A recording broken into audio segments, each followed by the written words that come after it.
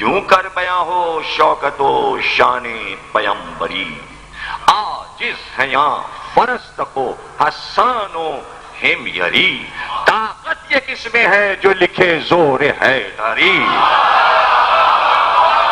طاقت یہ کس میں ہے؟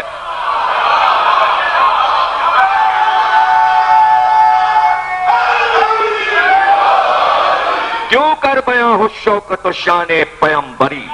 عاجز ہیں یہاں فرزدق و حسان و ہمیری، طاقت یہ کس میں ہے جو لکھے زور حیدری، دوڑے کمیت خامہ تو کھائے سکندری،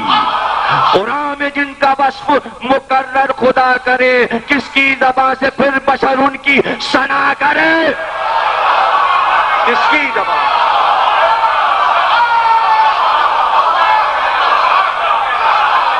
قرآن میں جن کا وصف مقرر، آپ کہتے ہیں نا شعر پڑھا کسی نے تو آپ نے کہا مقرر ارشاد، یعنی پھر ریپیٹ کیجئے، بہت اچھا لگا آپ نے کہا پھر پڑھیے، بات شعر 100 بار پڑھوا لیا جاتا ہے، ایک ہی شعر آپ بار بار کیوں سننا چاہ رہے ہیں؟ کیوں کہہ رہے ہیں شاعر سے مقرر ارشاد، مقرر ارشاد، یعنی آپ پر کیفیت طاری ہو گئی، لفظ وہی ہے، شاید دوہرا رہا ہے، جتنی بار دوہرا رہا ہے آپ کو مزہ آ رہا ہے، قرآن میں اللہ یہ چاہتا ہے کہ میں آل محمد کی مدح کو بار بار دوہراؤں، بار بار دوہراؤں، بار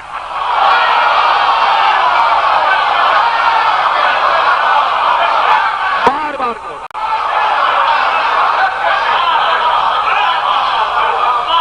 یا یوں سمجھ لیجئے اللہ نے کہا حلتا، فرشتوں نے کہا مقرر ارشاد، اللہ نے کہا انما، فرشتوں نے کہا مقرر،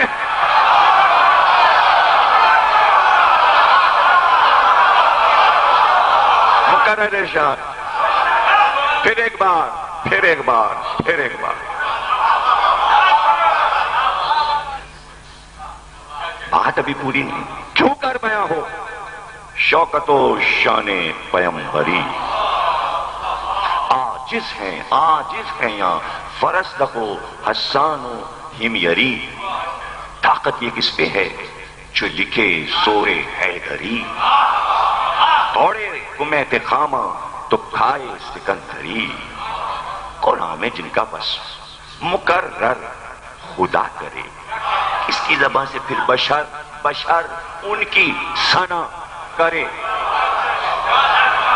ایک طرف خدا مدح کر رہا ہے تو بشر کیا ثنا کرے گا؟ تو انیس نے عاجزی کا اعلان کیا اور کہا میں عاجز نہیں ہوں بھائیو، عرب کے وہ بڑے بڑے شاعر جو معصومین کے دور میں موجود تھے ان کے نام لیے، عاجز ہیں فرزدق، حسان، ہمیری،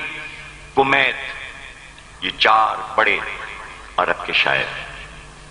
اور چاروں نے معصوم کا زمانہ دیکھا۔ حسان مولا علی اور رسول خدا کے عہد کے شاعر، فرزدق چوتھے امام کے دور کا شاعر ہے، کمیت 5ویں امام کے دور کا شاعر ہے، ہمیری اسماعیل ہمیری 6ٹھے امام کے دور کا شاعر ہے، یعنی ہر معصوم کے عہد میں ایک مسیح نگاز شاعر موجود ہے اور وہ قصیدہ لکھ رہے ہیں، اور وہ سب یہ کہتے ہوئے جا رہے ہیں بھائی مدح تو خوب کی ہم نے لیکن کر نہیں سکے، حق ادا نہیں کر سکے، تو انیس کہہ رہے ہیں جب وہ معصوم کو دیکھ رہے تھے اور ان کی بس میں ان کا قصیدہ اور مرثیہ پڑھ پڑھ کے سنا رہے تھے، تو جب وہ عاجز ہو گئے تو ہم نے تو بغیر دیکھے 3 لاکھ شعر کہے ہیں، تو جب وہ عاجز تھے تو میں کیوں نہ عاجز ہوں؟ اب یہ لفظ عاجز کو سمجھ لیجیے، یہ لفظ عاجز قرآنی لفظ ہے، عربی لفظ ہے، عاجز انسان کہاں ہوتا ہے، عاجز کب ہو جاتا ہے؟ اسی عاجز سے لفظ نکلا ہے معجزہ، معجزے کے معنی ہے عاجز کر دینا، معجزہ جو دکھاتا ہے وہ یہ چیلنج کرتا ہے کہ تم عاجز ہو اور ایسا کام نہیں کر سکتے، جب دوسرا وہ کام نہ کر سکے تو اسے کہتے ہیں معجزہ، اور جو نہ کر سکے اسے کہتے ہیں عاجز۔ اللہ نے ہر نبی کو معجزہ دیا اور ہر نبی نے کہا تم عاجز ہو، ہم معجزہ ہیں۔ تو نبی نے کہا کہ اللہ نے مجھے 2 معجزے عطا کیے ہیں، ایک قرآن، دوسرے اہل بیت۔ قرآن اور اہل بیت معجزہ ہے، امت پوری عاجز ہے۔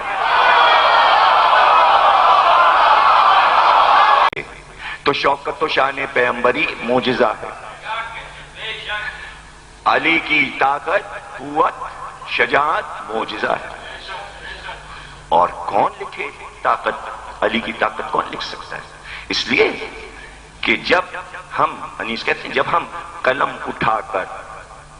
علی کی طاقت اور شجاعت لکھنا شروع کرتے ہیں، عربی میں کمیت کہتے ہیں گھوڑے کو۔ تو یہاں پر کمیت جب گھوڑے پر پڑھوں گا تو بتاؤں گا کہ عربی میں ہر کلر کے گھوڑے کا نام الگ الگ ہے۔ تو جو سفید گھوڑا ہوتا ہے اور اس پہ کالے نشان ہوتے ہیں پیروں پر یا ماتھے پہ کالا ٹیکا ہوتا ہے، اسے کمیت کہتے ہیں۔ انیس نے جگہ جگہ اپنے قلم کو، چونکہ کالا سفید قلم ہوتا ہے، لکڑی کا قلم اس زمانے میں ہوتا تھا، تو وہ اس کو کمیت کہتے ہیں۔ تو کہہ رہے کمیت قلم، یعنی قلم کا گھوڑا۔ چونکہ رزمیہ لکھ رہے تھے، تلوار اور گھوڑے کی باتیں کرتے تھے، تو انیس اپنے قلم کو بھی تلوار اور گھوڑا ہی سمجھتے تھے، اور کاغذ کو میدان جنگ سمجھتے تھے، اور اس پہ لڑائی لڑتے تھے۔ یعنی کاغذ پہ ساری لڑائی انیس نے لڑی ہے اور قلم سے لڑی ہے، اور ہمیں اب تک دکھا رہے ہیں 100 برس کے بعد وہ کاغذ اور قلم کی لڑائی دکھا رہے ہیں۔ اسی کو کہتے ہیں کرتاس و قلم کی لڑائی، جو جنگ نہیں ہے،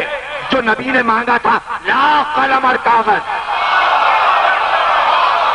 وہ جاری ہے، وہ ہو رہی ہے۔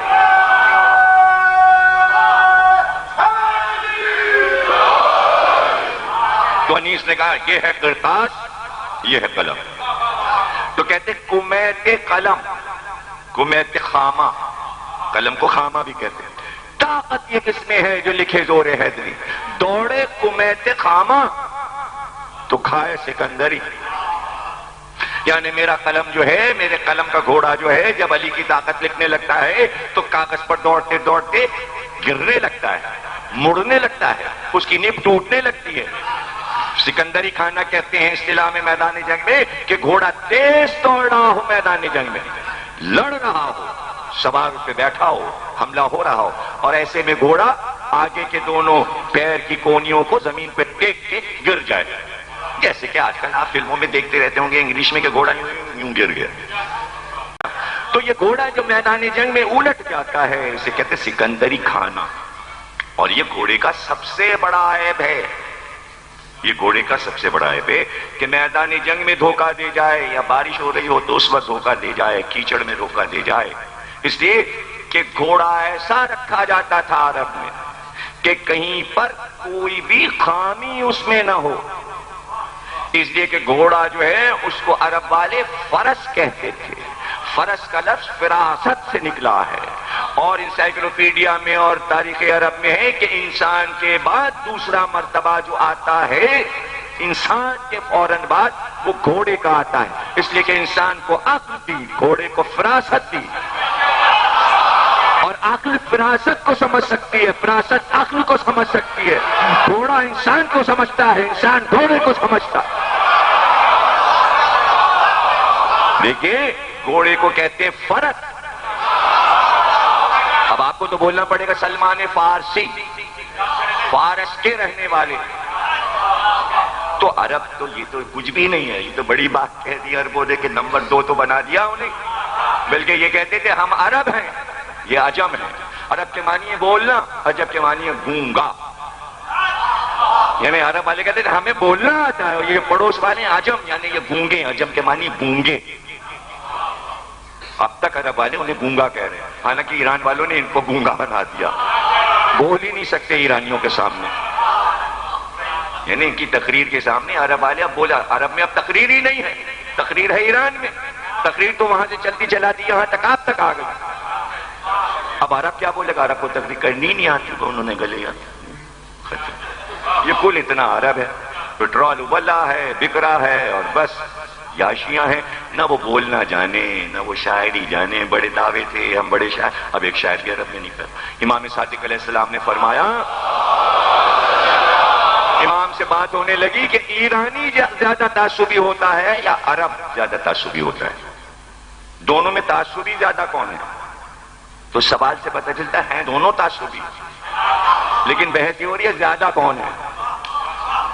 بھائی اس روایت سے تو یہ ثابت ہوا، میں نے اپنی کتاب شعراء اردو اسٹائلی میں اس روایت کو لکھا ہے، تو امام نے فرمایا کہ عرب زیادہ تعصبی ہیں۔ راوی نے کہا کیوں؟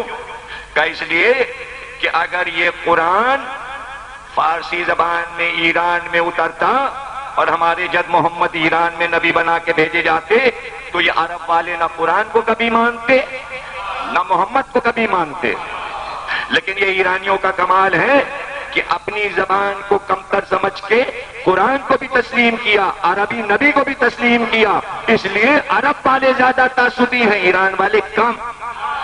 اور یہ تعصب کم اس لیے ہوا ایران کا کہ علی نے طے کیا کہ ان کے تعصب کو کم کر دو، اس لیے کہ ان کی بیٹی کو بیاہ کے لاؤ، سمدھی بنا دو اور محبت پیدا کر دو۔ جہاں محبت پیدا ہو جاتی ہے تعصب ختم ہو جاتا ہے۔ چونکہ مودت تقسیم کر دی امام رضا نے ایران میں، اور عرب والوں نے مودت سے دشمنی کی، اس لیے اب تک تعصب بھرا پڑا ہے۔ تعصب کسی طرح ان کا ختم ہی نہیں ہو رہا، اور وہ ختم نہیں ہوگا جب تک امام زمانہ نہیں آئیں گے۔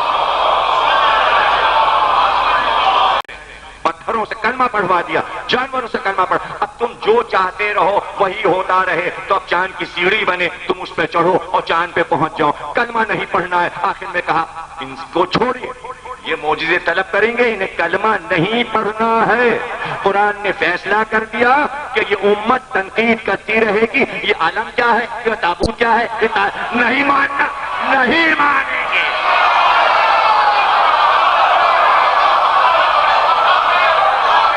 تو شان اور شوکت سامنے تھی،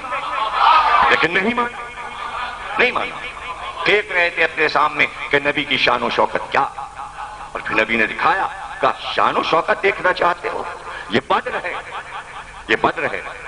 یہ 20 سال کا میرا سپہ سالار علی ہے، یہ میرا چچا حمزہ ہے، یہ میرا چچزاد بھائی عبیدہ ہے، اور یہ پورا لشکر ہے ہرار کا۔ لو دیکھو میدان کیسے فتح ہوتا ہے، یہ بدر شوکت و شان پیغمبری ہے۔ لو احد دیکھو، یہ ذوالفقار کی آمد دیکھو، یہ علی کی فتح دیکھو، یہ شوکت و شان پیغمبری ہے۔ دیکھو خندق میں عمر کے سر کو اڑانا، علی کا جانا، سر کو لانا، قدموں میں ڈالنا نبی کے، یہ شوکت و شان پیغمبری۔ خیبر کا در اکھاڑنا، مرہب کو پچھاڑنا، شوکت و شان پیغمبری ہے۔ یہ حنین کا میدان 12,000 کے لشکر کو بھگا کر علی آ رہے ہیں نبی کے پاس، یہ شوکت و شان پیغمبری ہے۔ یہ فتح مکہ، یہ نبی کے دوست پہ علی کا چڑھنا، بتوں کا توڑنا، شوکت و شان پیغمبری ہے۔ یہ غدیر کے میدان میں ہاتھوں پہ علی کو بلند کرنا، من کنت مولا ہو فہذا، یہ شوکت و شان پیغمبری۔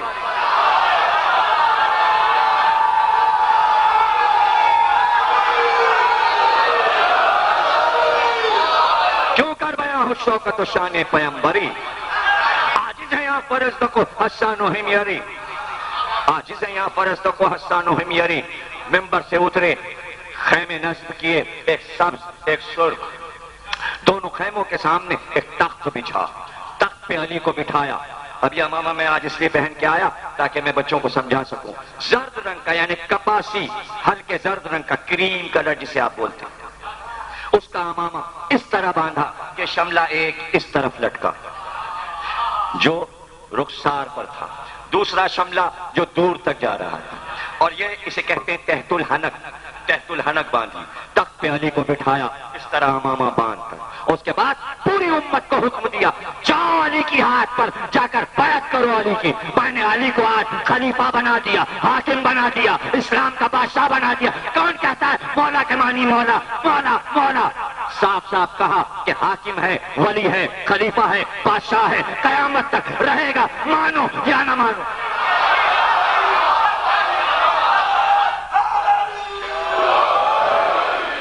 جاؤ بیعت کرو، علی کی بیعت کرو۔ بیعت کرنے والے آئے، امام احمد بن حنبل جن کی فقہ پہ سعودی عرب چلا، ان کی مشہور کتاب مسند احمد بن حنبل، وہ کہتے ہیں سب سے پہلے جس نے آ کے علی کی بیعت کی اور مبارکباد دی وہ حضرت عمر بن خطاب تھے، اور انہوں نے آگے بڑھ کے کہا مبارک ہو اے ابو طالب کے بیٹے، مبارک ہو، آپ تمام مومنین اور مومنات کے آج مولا بن گئے، مومنین اور مومنات کے بن گئے۔ ایسے میں دیکھا اپنے خیمے کے در پر حسان کھڑی، اب دوسرا مصرع یاد ہے نا آپ کو، کیوں کر بیاں ہو شوکت و شان پہم عاجزیاں فرض رکھو حسان، حسان بن ثابت انصاری صحابی رسول اور حضور کے پہلے نادگو شاعر، ابو طالب کے بعد پہلے نادگو ابو طالب، سیکنڈ حسان بن ثابت، کھڑے ہوئے لوگوں نے کہا اتنا مبارک سما ہے، دربار ہو رہا ہے، ولی کا دربار ہے، نبی کا دربار، تم نے آج کوئی قصیدہ نہیں کہا، کہ میں کیا قصیدہ کہوں، اب جو بولے تو وہ قصیدہ تھا، یعنی دیر سے جو چپ تھے تو انتظار تھا کوئی چھیڑے تو میں جو بولوں وہ شعر بنتے چلے جائیں، تو شعر پڑھتے چلے گئے 65 سے اوپر شعر پڑھ ڈالے، اس کی کیا مدح کروں جو بدر میں اکیلے فاتح تھا، 3 پہلوانوں کو تحت کیا، اس کی کیا پتہ،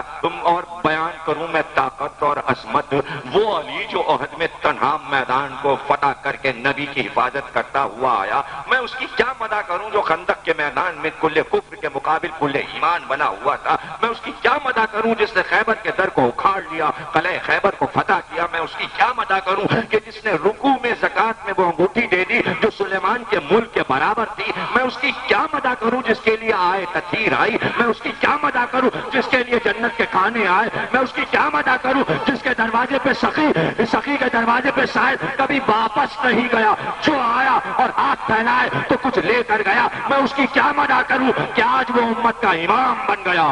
ولی بن گیا۔ حسان بن ثابت مدح کرتے جا رہے ہیں علی کی، اور انیس کہہ رہے ہیں کتنے عاجز ہیں، مدح کر ہی نہیں پا رہے ہیں، عاجز ہیں یہاں فرض تکو حسانو ہمیری، عاجز ہیں یہاں فرض تک، حسین جا رہے ہیں وہ آ رہے ہیں،